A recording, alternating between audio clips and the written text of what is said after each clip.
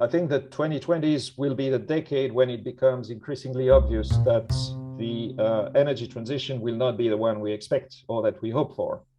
The real energy transition, and this is the only one that is likely to happen in our lifetimes, will be a transition from using a lot to using a lot less, as Richard Heinbeck put it.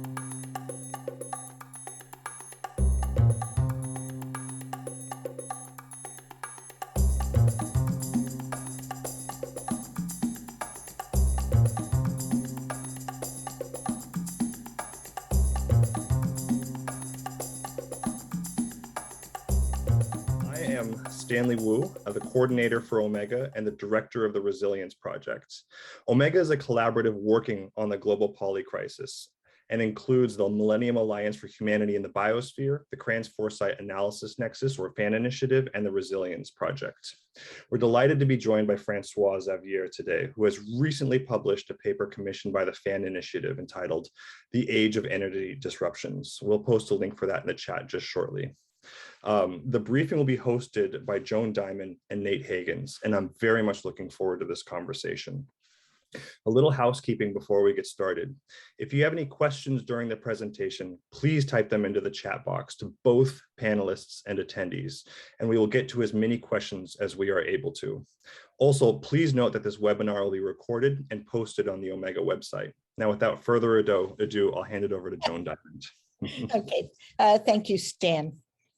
A few months back, I found myself in just recurring conversations, whether it was at Omega, the FAN, the Millennium Alliance, or over virtual dinner tables, given the world that we live in. And that question and those conversations focused on the global energy disruptions, which were obviously global, seemed unrelated, seemed unrelenting, and were simply perplexing people.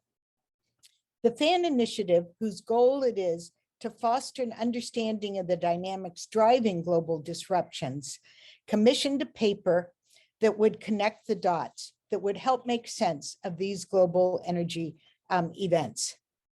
We asked François-Xavier to write the paper and to brief us today. I've asked Nate Higgins, educator, craftsman,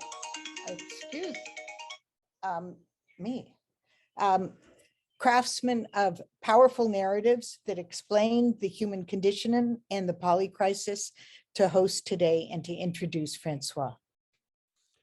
Thanks, Joni. On normal days, that would have been me calling you, but in this case, it was not. So welcome, everyone. I'd like to introduce my friend, mon ami, François-Xavier Chevallerau. Francois is a policy and business consultant with over 20 years of experience in management and policy consulting, mostly within the European Union and international institutions.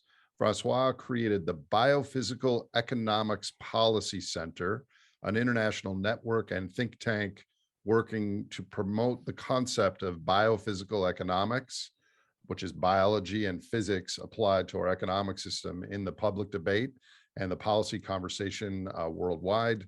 I met Francois 5 years ago at a energy conference with some of the other people on this call. And I would like to hand the mic over to my friend and colleague, Francois.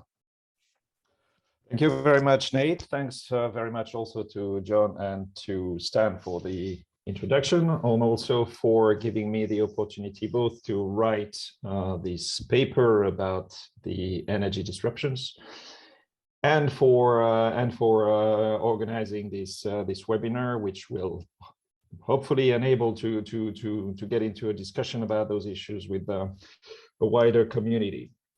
So I'm going to share my screen. I have prepared a presentation for today. Okay, can you see it? Mm-hmm. Right. So basically, I'm gonna go through most of the key points that are made in the article. I assume that most participants in the webinar have read the article, so I'm not going to go through the detail of it all, but there are some key points that need to be repeated, and then I will try to expand this into a wider conversation about what can be done at this stage, right? So I called it this, the article and this presentation, the age of energy disruptions, just to make sure that, or to convey the message that basically we have entered a new age where energy is going to be the theater of disruptions at multiple ways at global level. And this is something which is likely to dominate our times moving forward. So try to get here. Okay, the energy shock. Last year, you have probably noticed that we experienced a sort of energy price shock in the fourth quarter, already in the third quarter, but mostly in the fourth quarter of last year, which was, according to IMF data, the worst since 2008, when the price of oil skyrocketed at some point to close to $150 per barrel. Contrarily to what happened in 2008, the energy prices do not seem to be going down as quickly as they rose, right? And high energy prices are still dominating the headlines in early 2022. And what is striking is that all energy fuels were affected by the price spikes across the world, mostly natural gas in Europe, as can be seen on the figure on the right of your screen. But basically all other fuels were affected. As a result, there was a spike, of course, in inflation across the world. It accelerated in developed economies and in the emerging economies as well. Concerning the developed economies, it spiked mostly in the US, much faster than in the euro area. But actually, in the euro area, we are also at a multi-decade high for inflation in most countries. This inflation spike, which dominates the economic conversation at this stage, is basically mostly concerns stuff rather than services. It's the price of goods which is going up, as shown in these graphs about basically the various components of CPI in the US. It's core goods that are which see their price rising very fast, and all this is largely energy driven. Meaning that it is the price of energy which is rising faster than the other costs, and basically they are what is causing the cost of everything else to rise.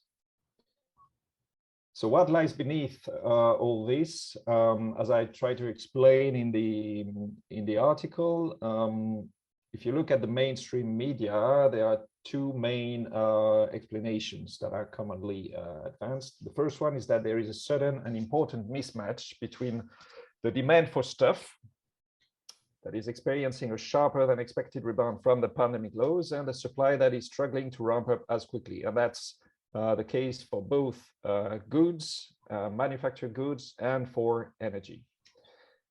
The result of this is, of course, the price of everything is going up, but it's not the only thing that is happening. And if that was the only cause of this energy price shock, then we could expect it to sort of resolve fairly quickly as there is a supply and demand adjustment. But beneath this, there is also something else, which is the dearth of investment in energy. As you probably know, the investments in oil and gas exploration and production have dropped after the price of oil collapsed in 2014. They never really recovered. They increased a bit in 2017-18, but then they dropped again in 2020 due to the pandemic. This drop is not, or some say not yet, compensated by investments in renewable energy, which are still falling very, very far short from what would be needed to power a real transition. The result is that the world is not investing enough to meet its energy needs, let alone its future needs, and there are increasing concerns about, well, basically the availability of energy supply in the coming years. So how did we end up in this situation, and what should we do about it? Basically, there are two competing narratives about what's going on in the world at the moment. The first one, of course, is that the first narrative is that we are facing a fossil fuels crisis, which is basically caused by our over-reliance on fossil fuels, that is on dirty, climate-wrecking, and increasingly unreliable energy sources. And in order to address and to solve this fossil fuels crisis, of course, we should accelerate the transition away from fossil fuels, invest far more in renewable energy, and that could usher in a period of renewed economic growth, shared prosperity, and increasing equality across the globe. Those who actually advance this narrative tend to believe that the only way to what we need to get there is just more political will, and that the only reason why we're not getting there at the moment is that there is a lack of political will. The second narrative is that we're facing an energy transition crisis, which is caused by our misguided, premature, or excessive bets on clean energy sources. Therefore, the people who hold this view say that we should slow down on renewables investments and deployment and shift our focus and efforts towards energy security instead. And that would probably mean significantly reinvesting on fossil fuels, even if temporarily. And they say that what we need to do this is just political realism and courage. I would tend to argue that both of these competing narratives, of course, have some validity, but that overall they are only partial and that they only present part of reality, or rather that they are a little bit blind to reality. The first narrative, I would say, is energy blind, to use basically an expression that has been coined by Nate. It's basically immersed in energy blindness for various reasons. If you look at this graph about the direct primary energy consumption in the world over the last 250 years, you can see various things. First, that the defining driver of the human development is an endless quest for more and better energy inputs. And this means that human civilization gobbles up ever more energy to keep growing and expanding. That's basically what human civilization does. This is how we expand and improve the outputs that we obtain from our exosomatic energy use. And this is in turn how human societies acquire power over others and dominion over their environment. This is how basically they do what we call progress and growth. As they grow their energy use, humans never really transition from the one energy source to another. And I think this is clearly visible in the previous slide. There is no substitution of energy sources by others. Historically, the new sources of energy may displace pre-existing others as the dominant ones, but they never really substitute them, that supplement them. And it's quite clear also from this graph that there is no transition away from fossil fuels and into renewable energy underway. So far, the modern renewables only exist as an extension of, or if you prefer, an add-on to the fossil fuel industrial and technological society. What we can say also about this historical overview of energy transitions is that new energy sources only come to supplement pre-existing ones in relative terms when and because they happen to be superior to those in terms of both energetic quality and energetic productivity. Energetic quality means the capacity to be converted into useful work through exosomatic devices and infrastructure. And energetic productivity means the capacity to provide usable energy in excess of the energy consumed in the extraction, transformation, transport, and delivery process. The reason why fossil fuels dominate our energy systems to such an extent is not just because of their abundance, it's not also not just because of the malevolence of fossil fuel industries. It's because fossil fuels are incomparably superior in energetic terms to anything we were able to use before them, and also to anything we have started to use after them. And that includes nuclear and renewables. what it means is that contemporary human progress fundamentally and unfortunately has been from a fossil fuel process. And on all the aspects that determine or influence energetic quality and productivity, solar and wind energy do not seem to be superior to fossil fuels in the same way as fossil fuels were to pre-existing energy sources. In fact, they rather seem to be significantly inferior. Overall, the biophysical examination, as well as the empirical evidence that is available so far, shows that the capture of diffuse and intermittent energy flows and their conversion to electricity through man-made devices is an imperfect substitute for the extraction and burning of fossil fuels. Therefore, it might not be able to provide the same services and value to society, or not on the same scale. And unfortunately, there doesn't seem to be any amount of innovation that is likely to fundamentally change that.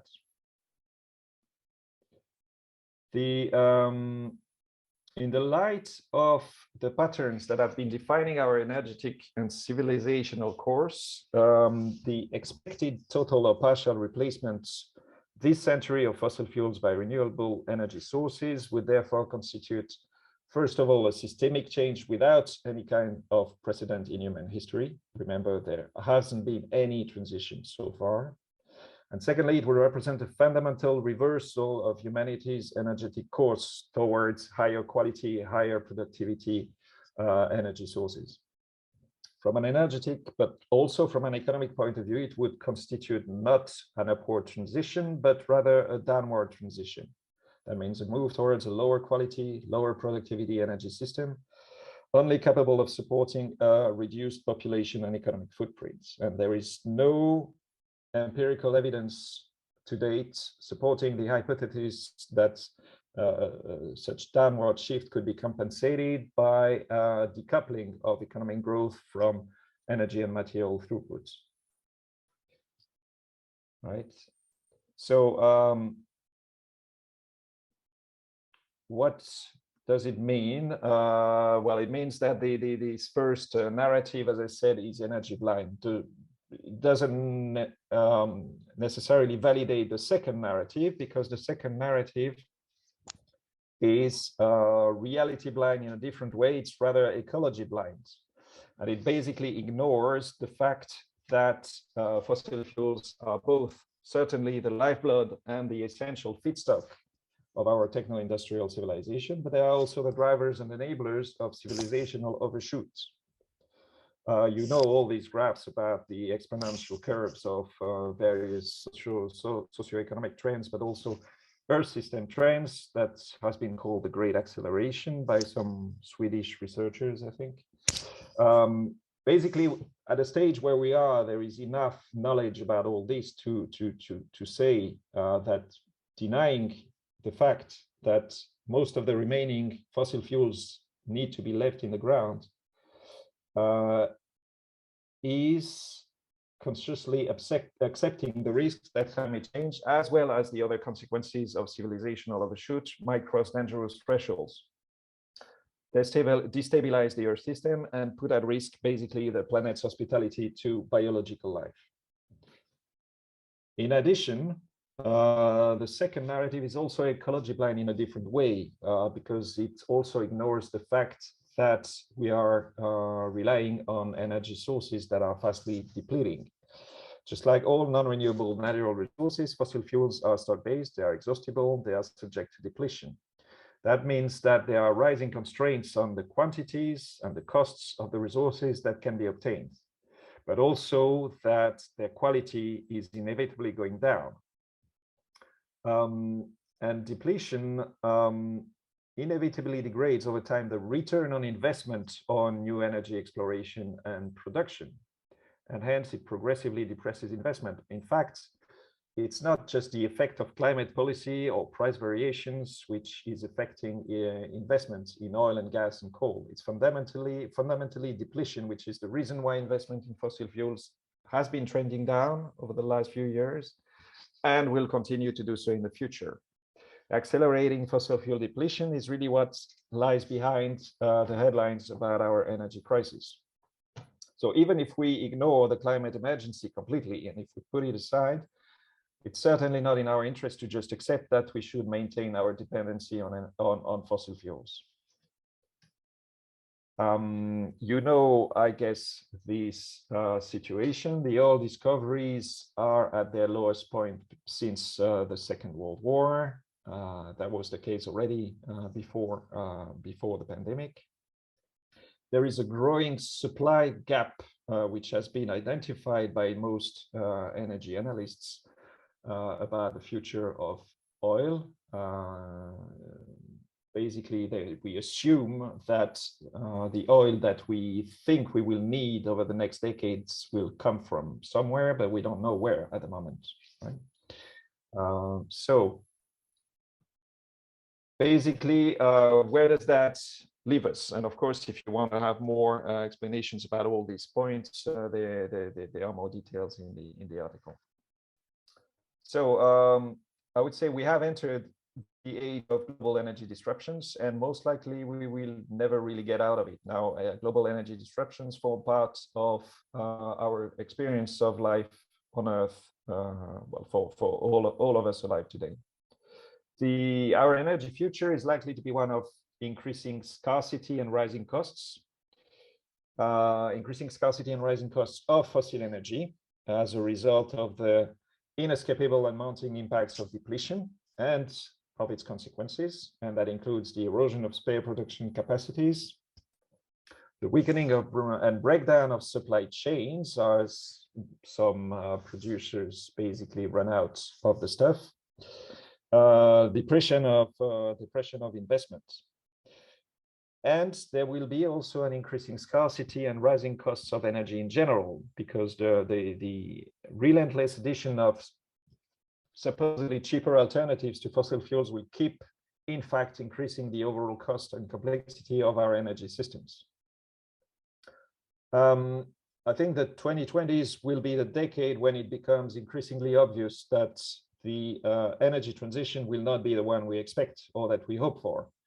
The real energy transition, and this is the only one that is likely to happen in our lifetimes, will be a transition from using a lot to using a lot less, as Richard Heimberg put it. And I think the coming years will make this increasingly clear to an increasing number of people. So I would say that we are caught definitely between a rock and a hard place. We are painted ourselves in a very tight corner. The relationship that we have developed with fossil energy over the last 250 years is a textbook definition of an addiction, but it also increasingly looks like a Faustian pact or Faustian bargain.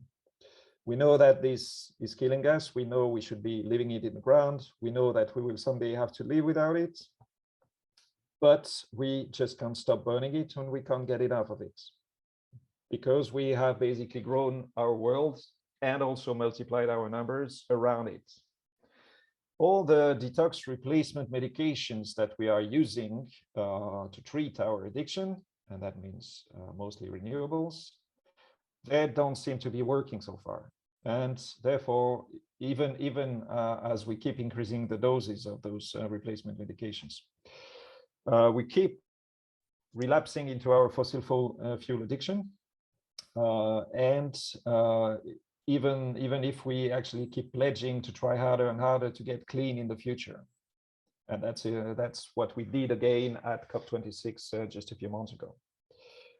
What we are now left with, I think, is a choice between either crashing down the economy, because this is what the accelerated drop of greenhouse gases emissions that is needed to meet our climate pledges would mean, and that's regardless of how much we invest in wind and solar, or letting modern civilization burn itself to the ground, which would be the likely result of failing to slash the emissions that quickly. Because then climate change and, as I said, other signs of civilizational overshoot would risk crossing dangerous thresholds and profoundly destabilizing the Earth system. An economic meltdown combined with a failure to contain the Earth system destabilization, it looks like it's would be the worst case scenario, but it's unfortunately becoming an increasingly plausible outcome. So what is to be done? And of course, we will have the possibility to discuss all these elements in detail in a few minutes, but just some thoughts about what is to be done. As I said, the only energy transition that we're likely to live in our lifetimes will be a transition from using a lot to using a lot less. In other words, it's about degrowing our energy use and mostly degrowing our energy and material throughputs. And it's increasingly being called degrowth, both in academia and in the policy conversation. Can we really convince the world to willingly degrow before it is too late? That's the key question. Can we convince citizens to accept degrowth and governments to impose it on citizens? Well, that's of course subjective, but in my opinion, the answer is a resounding no. Developed and developing societies alike will not, because they cannot choose to degrow. And governments cannot and will not impose it, because doing so would defy their historical function and purpose. I think that if such a choice would be made somewhere, it would quickly prove detrimental to the material circumstances of the majority of the population. It would exacerbate tensions and dissensions in societies.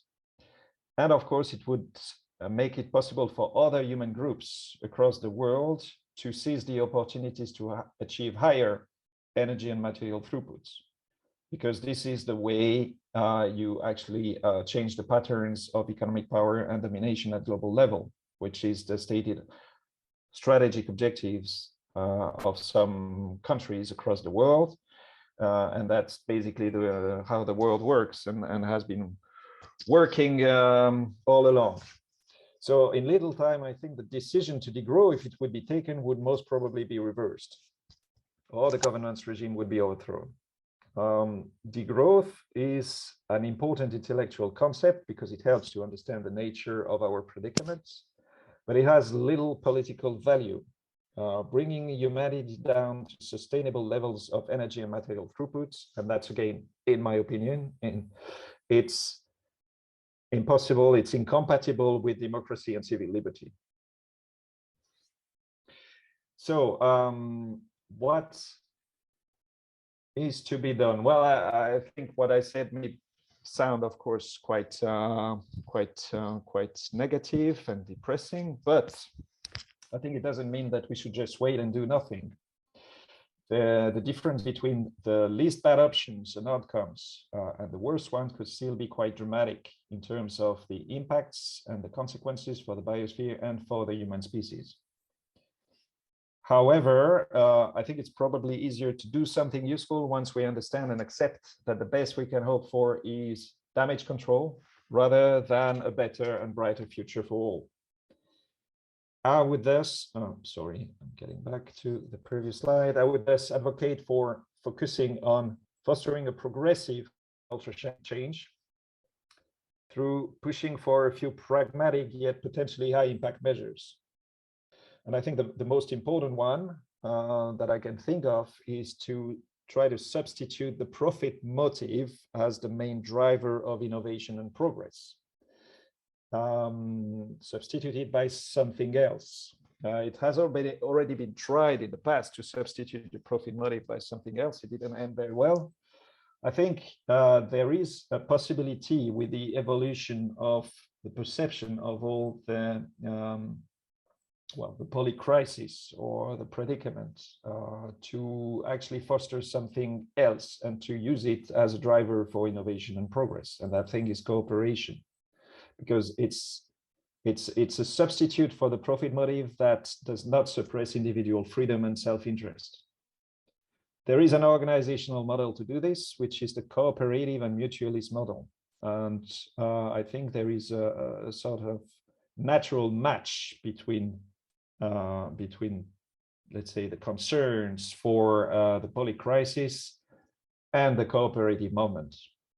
So we should, in my opinion, let 1,000 cooperatives and mutuals bloom. Basically, the cooperative model can be applied to almost all human activities and should be used across the board. It should, well, we should try to make it replace the corporation as the by default way of organizing human activities.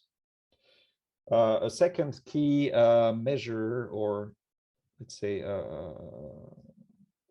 measure, yes, or something that could be promoted and that could potentially have a high impact, is to reorient the production model and the pricing valuation of everything through shifting the focus of taxation from labor to the use of non-renewable resources. And that could progressively, well, have a very, very significant impact on what we do, how we value things, and what is actually successful in the market. Third thing is, and that's of course a long-term endeavor, but we definitely need to ingrain systemic thinking into the public psyche and into the public conversation.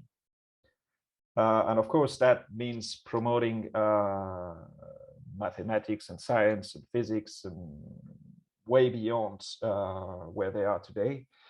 But most of all, that means promoting system science and pushing it into the education system at all levels, in higher education, but also in primary and secondary education as much as possible. We need to make sure that the next generations are capable of thinking in systems and to understand the consequences of their acts from a systemic point of view.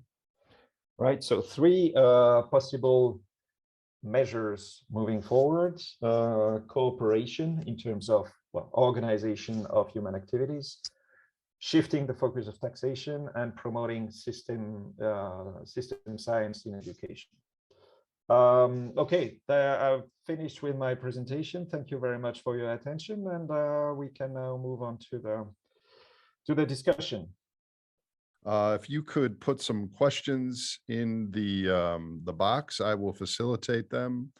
I have a lot of questions myself, and I'll start with one while people populate their questions. What's going on in Europe right now with respect to energy prices relative to the rest of the world? And is the general European citizen very aware and afraid of what's going on with Ukraine and Russia with respect to risk that might upset future natural gas shipments to Europe? Is Europe becoming a little bit more a little less energy blind than the rest of the world because of what's happening this winter, et cetera? Well, what I can say is that, well, energy prices are still extremely high in many countries in Europe. I'm not sure Europeans are becoming less energy blind, but they are becoming much more aware of their dependence to Russian gas, that's for sure. And they are very much concerned about what's going on in Ukraine, what may happen in Ukraine in the coming weeks. Of course, they're willing to try to lower their dependence on Russian gas moving forward. How they will do this is unclear at this stage, and I think that nobody really has a plan for shifting the energy system in a way that makes Europe less dependent on Russian gas. At the moment, Europe is importing increasing quantities, increasing amounts of US LNG, but of course that comes with a higher cost, and that cannot reach the kind of quantities that are being delivered by Russia through pipelines. So it's a short-term move, but it's not really something that is going to ease the crisis. Okay, thank you. Question, Francois, what timeframes do you have in mind for effectively involving the three shifts that you outlined at the end of your presentation? Well, these are, of course, things that would have an effect over the medium to long term. These are not short-term measures. But this is something that is, in my opinion, more likely to be accepted by societies than confronting the problem head-on by insisting that society must degrow by 7% every year, right?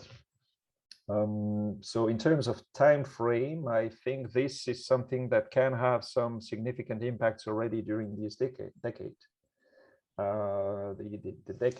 The impacts will unfold over time, but already this decade, if we manage to push these three measures, it could have very quick and decisive impacts, especially the taxation shift.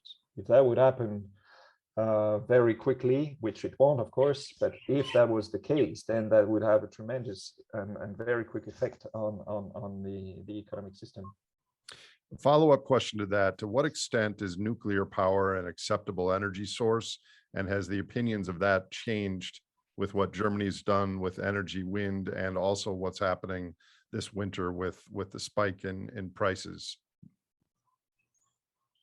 Yeah, well, the debate about nuclear is shifting a bit in Europe, and there are some countries, several countries, that insist that nuclear needs to be included in future energy plans. They actually won a battle recently because the European Commission decided to include nuclear, but also I think natural gas in its taxonomy of sustainable investments, which is sparking quite some controversy over here. But basically the Germans are not regretting their choice yet, as far as I know. There is still a majority of people in Germany who oppose nuclear energy and who don't want to hear anything about nuclear energy, and who certainly don't want Germany to invest in nuclear power. That may change in the future, but Germany is the richest industrial nation in Europe, and it still has the means to keep investing in renewables. It actually just announced very ambitious plans for renewables deployment. You can still finance it, and of course that's still the intention. I think what's dominating here in Europe is the perception. It's the first narrative, if you will. It's the narrative that basically we are in a fossil fuels crisis, and we need to accelerate the transition away from fossil fuels. That is still so. Does that reduce our energy or solve or ameliorate our energy blindness? I don't think so. So we have lots of questions now, but let me put you on the spot on this past question. What is your personal view on whether nuclear is viable given what we're going to need to do in the future? I would say in the short term, it could be a viable option, but it's an option. It's a solution at the margin because it doesn't really solve the crux of the problem. It's something that really can soften a little bit the dissent. The debate is still not really settled as to whether nuclear is an adequate complement to renewables. Some say yes, others are not convinced. But I would say that it's certainly a major mistake to close down nuclear power plants that are already operating before closing down, for fossil fuel power plants. And that's what Germany did. I think it's not the right way to basically address the problem. Nuclear power plants that are existing, that are still producing and that are still considered as safe, could still produce for a few decades. The key question is, should we invest in new power plants, new technology, new generation reactors? And that's a tricky question because it could certainly help and make sure that we can maintain some levels of energy deliveries that are somehow compatible with what we are used to in developed economies. At the same time, nuclear energy is very complex. It can only be fully controlled and mastered by a society that is complex and that can maintain its own level of societal complexity. I do believe that, as you know it, Nate, we are facing the prospect of a great simplification. And I doubt that moving forward, advanced societies will be able to maintain the level of socio-technical complexity that is required to make sure that they can operate nuclear reactors in a very safe way. Well, thank you for that cue in to me allowing to announce to this group that today I did launch my podcast, thegreatsimplification.com, discussing these topics. But back to the question, here's two questions I'm going to merge together. And then I might have some personal insight here after you answer. Among other challenges, there's the challenge of scale. Mutual aid and cooperation are most applicable at small scale. The challenge of shared values and trust, and the challenge of timeframes. I think operating at a high scale on policy like taxing non-renewables makes sense, but is there a political or policy approach to governance regarding downscaling? And then from another person, but related question, what policies can be followed to bring the message to the economic elites if they are made aware of the risks and that it is in their benefit to participate in degrowth to have a future, things may work? Well, I don't think there is any governance mechanism that is really fit for what we are facing, or that is naturally suited for actually managing this effectively. As I said, I think that apart from tribal settings, the governance mechanisms in any complex society is inherently made to serve the purpose of increasing energy and material throughput, not decreasing it. So I do not think that we will manage to convince the elites across the world that degrowing is in their interest. And this is basically why I insisted on focusing on pragmatic measures. And the pragmatic measure that I see, which could help, influence governance systems, is precisely to develop and foster cooperativism in order to solve our problems, or not really to solve them, but to address them. We need to either create a religion or a political party. A religion, we'll leave that to others, but a political movement, that could be a sort of cooperativist movement. There are ways to advance the cooperative thinking and to foster the development of cooperative organizations, as I said, across the board for all human activities, including for governance activities. We could think of an evolution of democratic governance towards cooperative mechanisms. And I think this is something that should be also researched and that could also be promoted, including by people who are working on the human predicament and the polycrisis. On that note, I'll just do a little bit of an aside here, FX. I'm working in Washington, D.C. on something we're calling advanced policy. I've talked to 25 former senators, governors, congressmen about the meta crisis, about the linkage between money, energy, debt, growth, and looking 2 or 3 steps ahead. Former politicians have the time, and they're not at risk of losing their status, so they can process this and think about it. Mm-hmm. The idea is to build research and blueprints and break glass plans for when these events come to pass. There is constituency awareness and plans put in place. And I think the 2 problems is even these former politicians, all politicians are energy blind. They know that we have problems and they're very worried, and they're playing whack-a-mole every day with various crises that are unrelated to the things you presented here.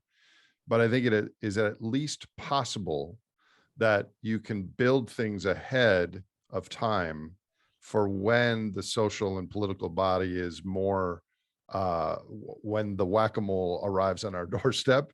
And if that happens and there's no plans, then I agree with you that we're in trouble. And so I do think there is a possibility of informing who will be the leaders in 5 years or 7 years or 3 years or 12 years about these things. And I think that's worth doing. But let me kick it back and ask you this.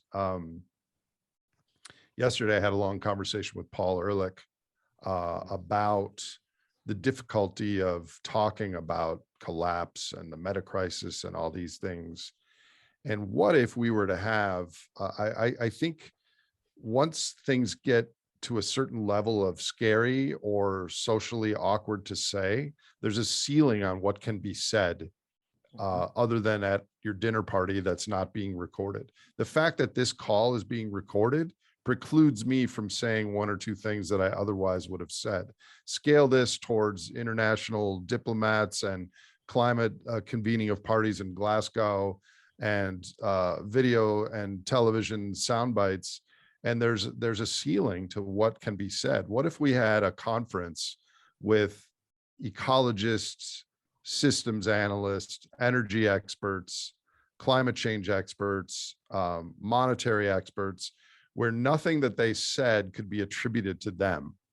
There was some like Darth Vader voice synthesizer where people could say the truth without fear of them being publicly canceled. What would the recommendations at such a conference be relative to the conferences now we have, which are deferring to the silverbacks in the room and saying things that are a little on the edge, but maybe just to a level of being polite? Do you have any thoughts on that? Sorry for rambling. Well, if such a conference could be organized, I would be very much willing to hear what these people have to say. I suspect that we would be quite surprised by the level of awareness of all these problems, which is much, much higher probably than what people are willing to admit in public. So I'm not sure actually that these experts in all these different domains, if they were, if they were able to voice their concerns and their thoughts very much anonymously, I'm not sure that they would come up with solutions any better than what we can come up with. They would probably still, focus their attention in terms of solutions to their own specific field of expertise and push for that without necessarily thinking about the systemic implications. I agree with you, and I think it's because there is no one in charge. We have deferred our wisdom and constraint to the market, and the market is in charge of our aggregate decisions at the moment. Let me get back. There's a bunch of questions here. I'm behind. Social inequality has been growing worldwide. Francois, do your 3 suggestions work to reduce that inequality? Yeah, certainly. Social inequality is a major issue, and both the promotion of cooperativism and the tax reform that I mentioned would be very much powerful instruments to reduce inequality and to make sure that that it's reduced to levels which are compatible with, a functional society capable of making decisions about its future. So yes, definitely, but I don't think addressing inequality through existing governance mechanisms will work any better than addressing climate change through existing governance mechanisms. I mean, we have seen where it has led us. There is no reason to think that what has been failing for decades is now going to start working. So that's why I'm rather inclined on promoting things that are attacking the problem sideways or it feels a bit that it may be attacking the problem sideways, but in the end, the combination of those things may have a more effective impact than trying to do traditional activism through existing governance channels. Okay, getting back to the core of your expertise here, could you talk about the risks to agricultural productivity from this energy crisis? Agriculture is heavily reliant on fossil energy for nutrients, tillage, transit, etc.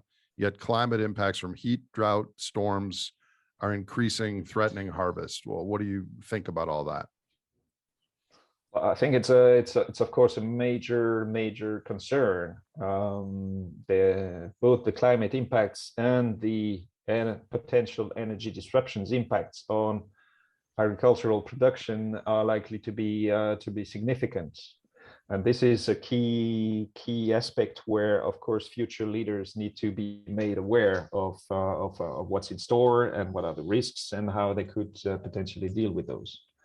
But I don't have answers as to what's going to happen in the next few years about harvests and agricultural production.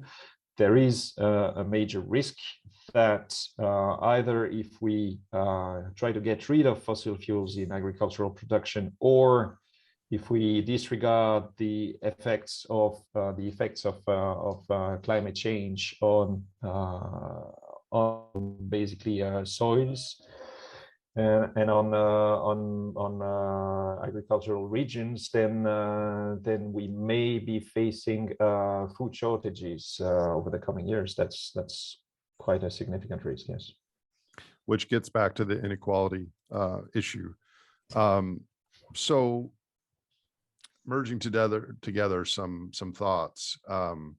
What is the role for top-down things like we talked about, governance, advanced policy, and what is the role for grassroots or grass tops, bottom up? Because our politicians are a reflection of the people who elect them. So given the cultural transition ahead of us, how do you see top-down versus bottom-up engagement with our challenges?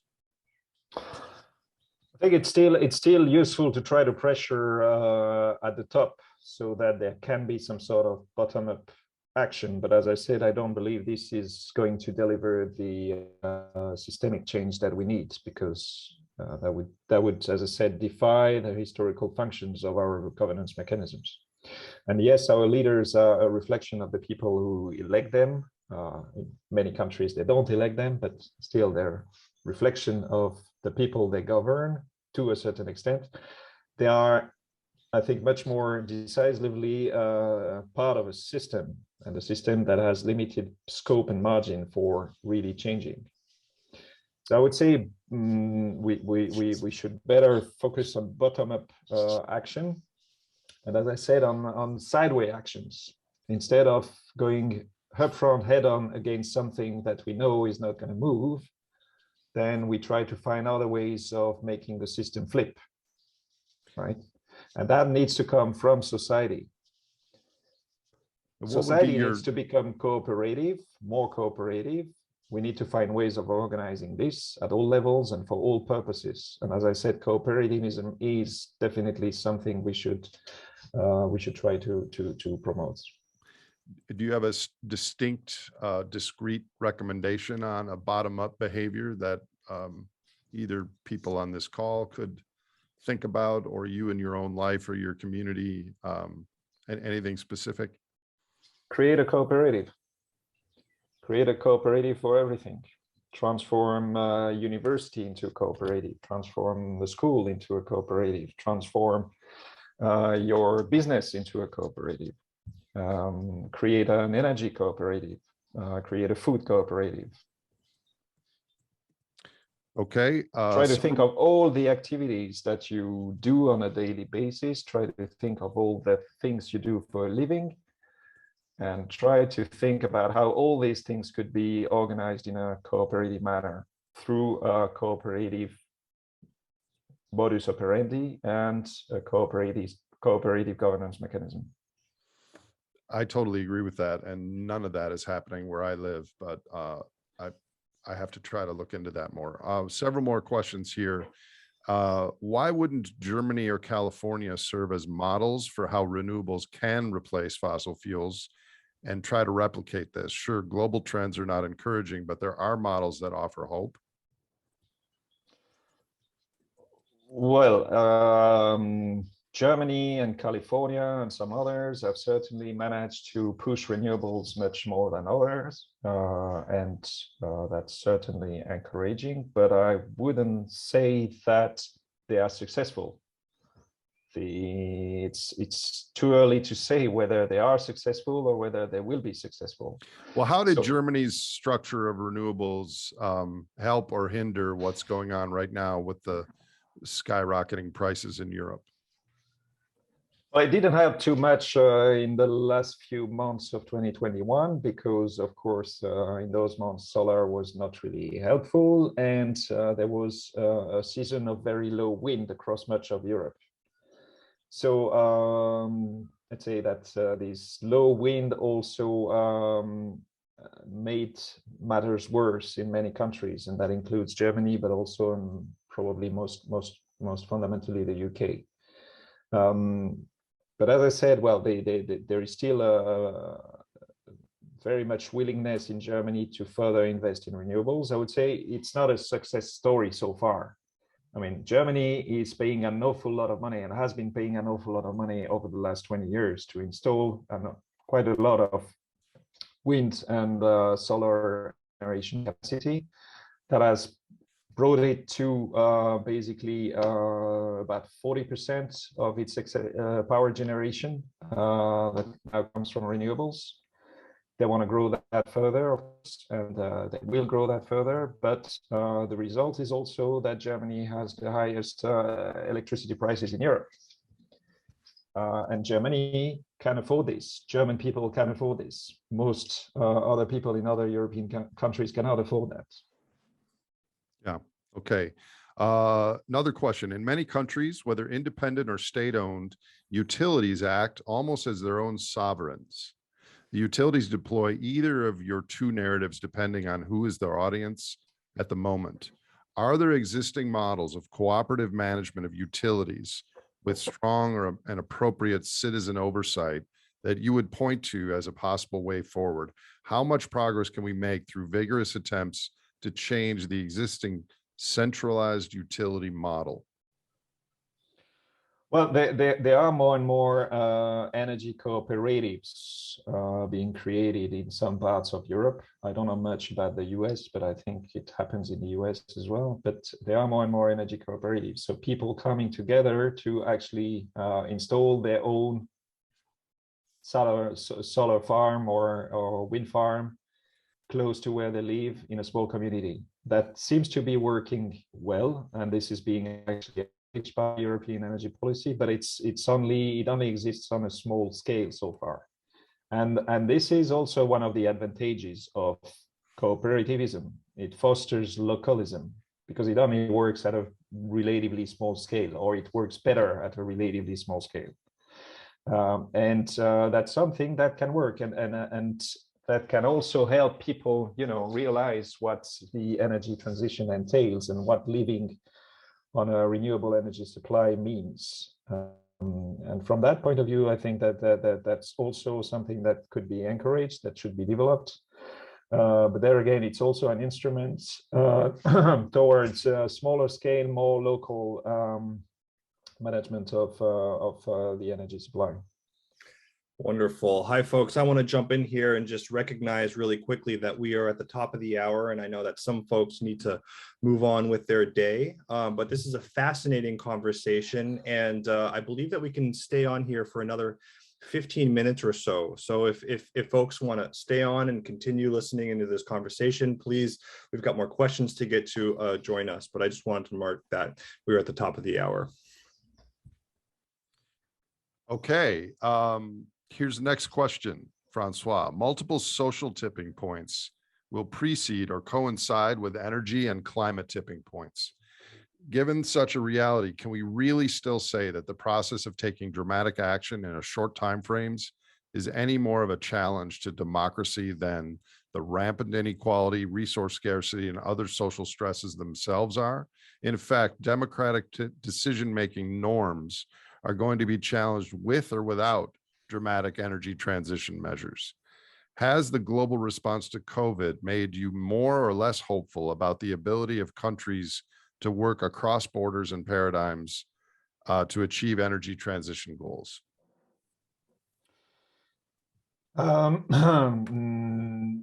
Not really. I mean, the response to the COVID-19 pandemic has shown that we still very much rely on technological fixes for addressing our global issues.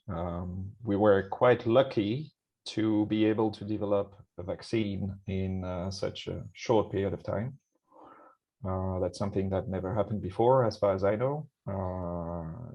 So this is certainly a technological achievement. And basically, the lesson that many will draw from this episode is that we can find technological fixes for pretty much everything, which is not the case for fixing what we discussed today. Does that make me much more hopeful? Well, that makes me more concerned that basically there will be even more focus on technological fixes, on techno-optimism, and sort of suppression maybe of contrarian voices, a little bit like on the pandemic. We are seeing a little bit of a suppression of some contrarian voices who have been not necessarily going along with this rush towards vaccination. So what does give you hope, Francois, given everything you've outlined here? What does give me hope? Yeah, well, I think there are still ways to live a meaningful life. And the best way to do this is to try to contribute to address some of these problems at one's own scale and based on one's own skills and capabilities.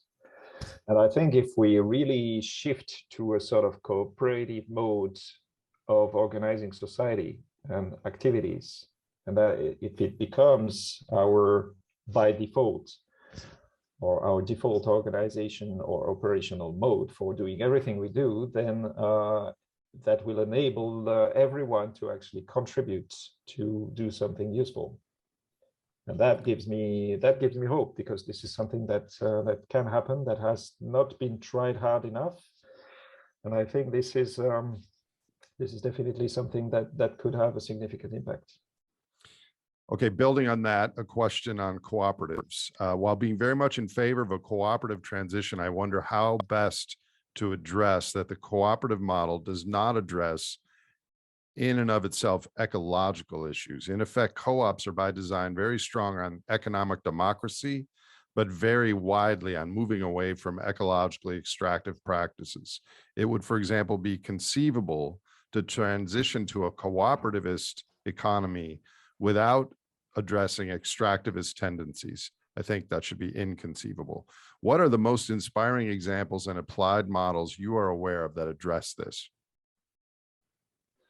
Well, yes. Well, cooperatives are only organizational models. They don't by themselves address the problems of pollution, extractivism, or resource depletion, or climate change. So, of course, in itself, even moving to a cooperativist organization doesn't guarantee that all these problems will be tackled.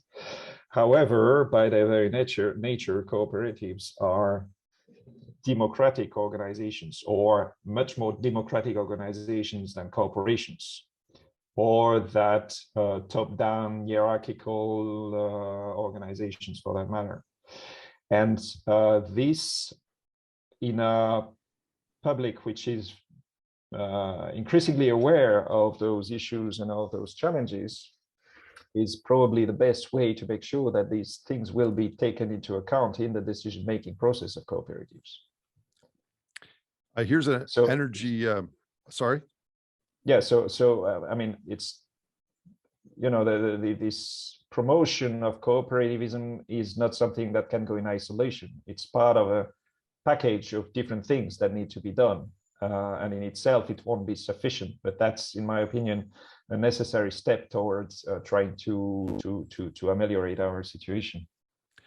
Here's a direct comment on energy that I missed from earlier. Innovated, non-mechanized means of heating and cooling must be employed en masse again, such as passive solar using thermal mass exterior walls, earthen tubes, attached greenhouses with insulated roofs that grow veggies, and a place to place heat pump condensers. And there were more comments. Mm-hmm. You know, my issue with things like that, or I think that's a great idea, but we're getting emotional signals of this future from the markets and the media, but deep down we're having podcast discussions like this, like, oh my God, all this stuff is coming. So we're confused. We're not getting the public approval to do all this, you know, lower energy throughput, simpler technology trajectory. So do you have any thoughts on all that? Well, no, not very different from yours. All these ideas are very, very good, valuable, interesting. Of course, we need to promote these kind of things. But first of all, it's not going to solve the problem that we're facing, because it cannot scale up to basically replace the kind of energy deliveries we have gotten used to. And secondly, yes, it's also something that is not really helpful in terms of changing the narratives. So we can try to find solutions, small-scale solutions like this in the energy domain, but we need to also expand the discussion to well, something that goes beyond just finding energy solutions, right? We need to make sure that we see this as part of a culture change or revolution. So building on that and getting back to your third point, what do you think are the most effective ways to educate the broader public, either on energy or on our systems situation? Are there interesting initiatives out there that are happening now? Well, there are a lot of people trying to do this. Unfortunately, it's, you know, a little bit scattered all over the place. There is not much more something that federates all these efforts, and that's maybe what is missing. I know that's one of the ambitions of the FAN initiative, but we need something that goes really on a huge scale towards bringing all these thinkers, people together, and making sure that all the efforts that are pointing towards addressing this polycrisis or the energy disruptions are somehow consistent, and that they can feed each other, right? All initiatives to bring people together are very much welcome. On my side, I have created this biophysical economics network a few years ago. I'm intending to relaunch it in the next few months as with a different focus. It will be a media. It will basically be an online media providing news and discussions and analysis of current affairs from a biophysical economics point of view. So it will actually try to talk to the layman, to the common person who is interested in what's going on in the world, and bring to that person perspective informed by biophysical economics, but not necessarily only, and connecting to other areas or other disciplines as well. So that's what I'm going to try to do. And of course, I will try to also connect this specific initiative with a lot of other things, including your work, Nate. François, Nate, thank you so much for this conversation. I just want to make a quick note here how remarkable it is that your paper has not only touched on such a deep analysis of the polycrisis, but also what some of the most wise responses may be. So there is a lot for us to reflect on here. And Francois, thank you so much for making the time to join us. Nate, thank you so much for taking the time as well. And also to the FAN Initiative for having the foresight to commission a paper like this. Thank you all. And for all of you that are attending with us, thank you we deeply appreciate you being here. And I want to let you know that a recording of this webinar will be made available on the omega.ngo website, as well as the Resilience Project's websites. If you're interested in receiving more invitations like this, you can register there. And we look forward to seeing you on our next event, and we'll share more information with you all shortly. Thank you so much, and I hope you all have a wonderful day.